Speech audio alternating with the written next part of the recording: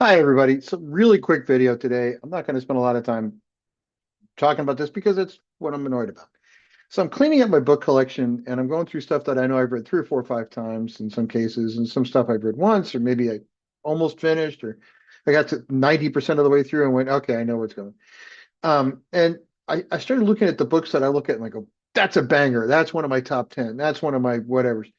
And there's a certain contract between a writer and a reader. And I've written some books and some people have enjoyed them. And, if you like them, thank you. If you haven't liked them, give one a try. But the thing that I think is important to know is that in between a writer and a reader, there's a contract. And that contract is very simple. My job is to entertain. My job is to give you a break from reality, especially as a fiction writer. My job is not to be preachy. My job is not to go, all right, let's do a 50-page backstory or let's go on this boring long conversation. My job is like Thomas Harris. So this was Thomas Harris's debut novel. You might know him from Silence of the Lambs. This was his first one, my first edition copy. And what he gets, what David Baldacci gets, Dan Brown, Ernest Cline from Ready Player One. What those authors get that a lot of authors miss is that there needs to be action happening on every page. You need to do something on every page that's moving the story forward. You can't just sit there and be like, "Oh, we're going to sit around a campfire now and talk about how we're going to cook the fish."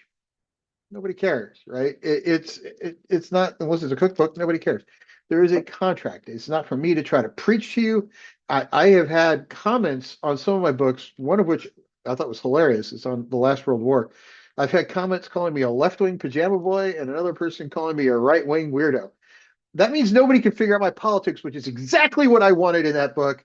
I was hoping that would happen. I managed to park it. I've had people calling me one or the other, and I think it's hilarious that nobody can figure out where I actually sat. I love that because my job is not to preach politics to you. My job is not to say, hey, you need to think exactly like I do to understand my story. My job is to give you a story that lets you forget about the troubles of your day and not have to like work hard to remember it. That's why I stopped reading George R. R. Martin, because when he started changing character names and I had to try to figure out who was who, I gave up. I didn't care.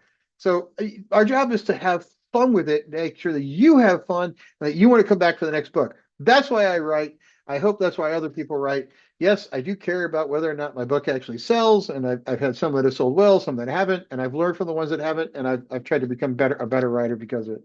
And I'm working on one right now that I think is going to be a banger because it's got potential that is just ridiculous. And I don't want to talk about it too much, but I will soon. And you people I'm working on with it, you know what I'm talking about. I did finish one this week. It went up to my co-author for him to finish up his part. But I'm basically done with it. It's the second part to the Diocese Dilemma.